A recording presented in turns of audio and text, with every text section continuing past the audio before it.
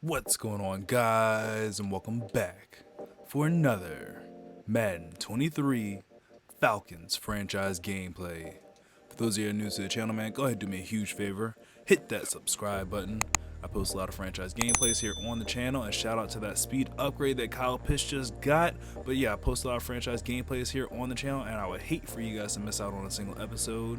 For those of you that have been following this Falcons franchise for a while now, shout out to another speed upgrade.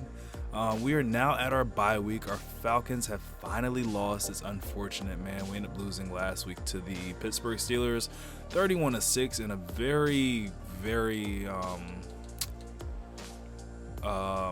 unfortunate loss. I don't know what to say, man. Our offense just could not do anything. We could not move the ball against the Steelers. I think it has something to do with their defensive line versus our offensive line, man. The Watt brothers and Cam Hayward, they were just too much for us to handle. We just literally could not get anything going. But real quick before we get into today's video, let me see this speed upgrade. That puts Kyle Pitts at 92 speed. It is ridiculous that this man is a freaking tight end with 92 freaking speed. I'm really like underutilizing Kyle Pitts, at least at least what I think. I mean, dude is a freaking animal. Everybody says, all the analysts say, I don't want to sound like repetitive, but he's a damn wide receiver at tight end. Like, dude is fast as hell, big as I don't know what, and just, I don't know, it's just not fair that he can move the way he does. Quick note before we get into today's video. Obviously no game today. This is going to be our bye week video, so you know how I normally do this, guys. We just do our contract stuff and just talk about stuff team related. So I'm thinking about putting a different ability on Kyle Pitts. I have deep out elite, which is great by far. I mean, it's awesome. But I'm starting to think that I need to put like tight end apprentice or something else on him so that he has access to other routes. So I really need to find those. I really need to start utilizing Kyle Pitts a lot more, like I was saying earlier, and having different routes I could put him on. Like if I could put him on corner routes, no matter where he's at on the field, that would just be amazing. I mean, I love the separation that he would get off of running like these outs and everything else, but I really would like to put him on different route combinations. So I think route apprentice is what I would need, right? Players with this ability have access to 4 additional routes regardless where they're lined up. Yeah, because I don't always line him up in the tight end position per se. Sometimes he's in the slot, so I feel like route apprentice would be best. Red zone threat is freaking god tier, even though I don't think I've had too many times where that pops up or where that's flashed. And I mean, I don't really want to, I kind of want to take it off. I mean, if I took it off, what would I put on him? Slot apprentice. I mean, he does run in the slot a lot for me, but this seems like overkill. Jukebox, no. You know what? No, we're just gonna leave red zone threat on him because I mean, I don't want to be in a situation where I actually might need or wish that I had red zone threat on him because my opponent just keeps on leaving him one-on-one. But yeah, anyways, let's go ahead into the contract situation first for our Atlanta Falcons, who are sitting at the top of their division with a record of 10-3, suffered their first loss in week 13 since week number 2, man. That's just ridiculous. That is just a crazy win streak that we were on, 10 games in a row without a loss. I mean, all good things have to come to an end eventually. But we have 21 players that we end up having to re-sign with this team. I'll let you guys know right now, not too many of them, if any at all, are getting re-signed to this team because this roster, let me just say, this roster, I was not expecting to be in the position that I am right now with them. This is just completely like shocking to me. So currently speaking, we have $90 million in cap for our next season, or technically next off season. And right now, the only players that I am interested in re-signing are Lorenzo Carter, because dude is a straight up animal, and Isaiah Oliver's, he's decent. But I feel like I could draft a better cornerback, honestly. Damiere Byrd, also love him. He's fast as I don't know what, but I feel like I can either draft or find someone to replace him in free agency. So you know what? I'm just gonna, oh no, I don't really want Abdul Anderson. I feel like our defensive line definitely needs work. I mean, that's one thing that is still held true since I recorded that week 1 or introducing the Falcons to you guys, our defensive line is just horrible. Like, there's no getting around that. We have one of the worst defensive lines in the league.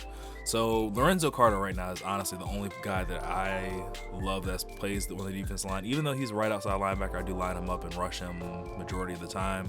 He's the only one that I really genuinely want to bring back for next season. He's only 26, so 4-year contract would have him until he's 30. I feel like that's good enough. I don't want to sign him to like something completely ridiculous. Kind of want to keep it as realistic as possible, even though this probably won't be a realistic rebuild. But this is going to be a good enough offer for Lorenzo Carter to come back. So anyways, let's just go ahead and take a quick look here at the team, just so I can also start to plan out money next year.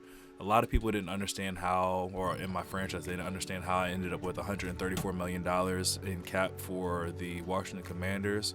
So let me see what situation I have, or other players that I could end up getting rid of that could help boost that money in the offseason. So we have Preston Smith here. We ended up getting him in a trade from the Green Bay Packers.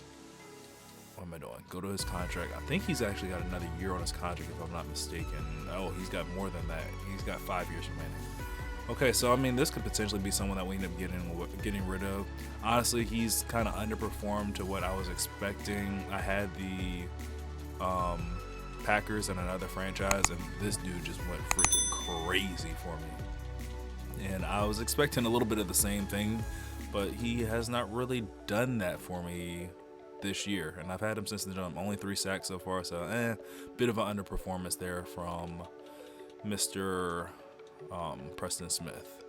Alan Lazard, he's pretty good. I like him. I think actually he's one that's going to be coming up with a contract situation here soon too, if I'm not mistaken. Yeah, he's going to be a free agent after the season. I love him, but I'm probably not going to bring him back, honestly. I mean, he's a good receiver. I like throwing the ball to him, but we have so many other receivers like Justin Ross, aka Baby Julio. He's going to be a guy that I'm really going to try to start working on next year. Didn't really do as much this year as I would like with him. At least at this point, there's still a lot that could end up happening. But he's not going to be an award winner at all. I definitely don't think he will be. It's going to be tough for him to qualify for a Rookie of the Year award.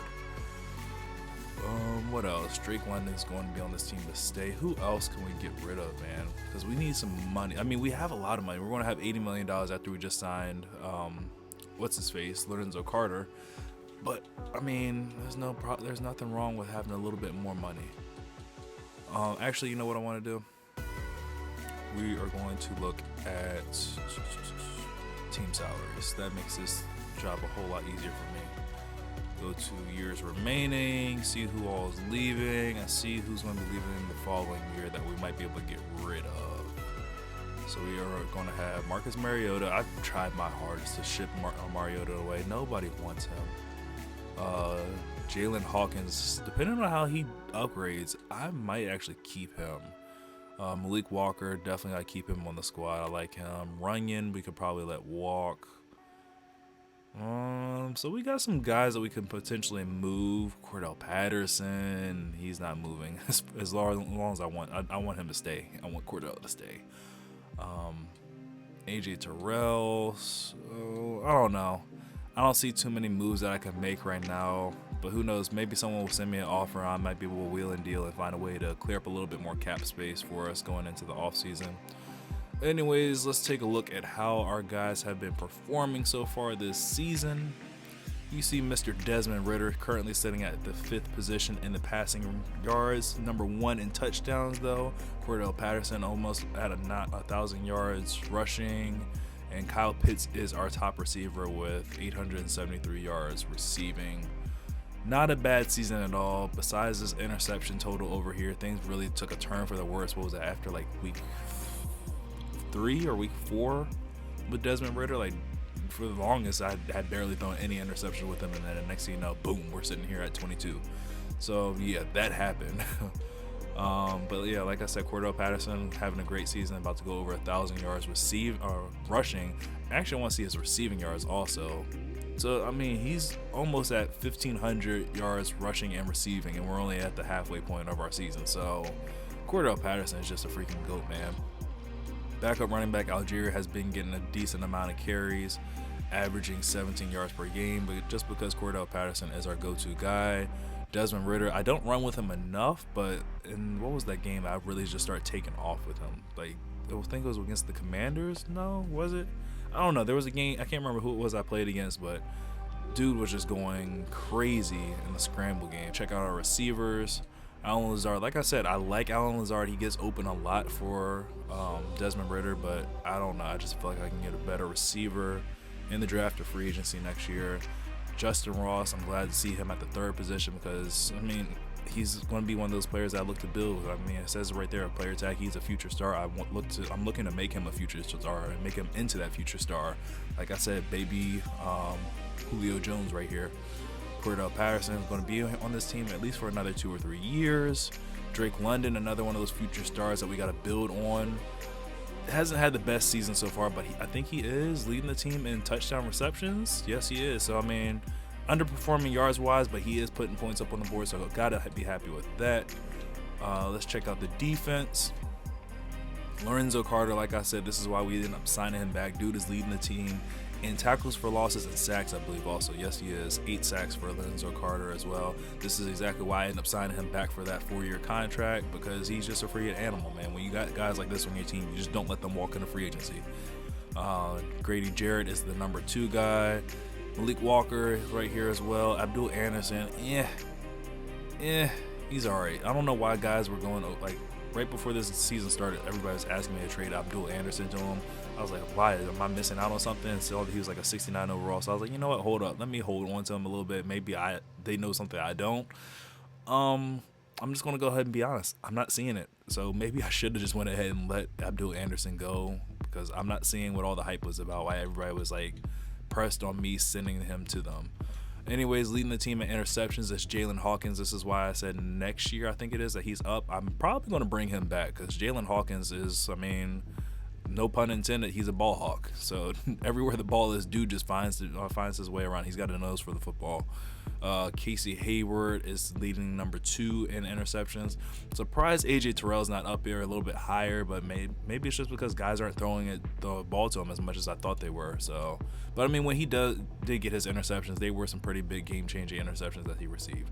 Not as big as Jalen Hawkins, but they were still some pretty good game-changing plays that he made. Let's see, forced fumbles. Malik Walker's leading the team in forced fumbles.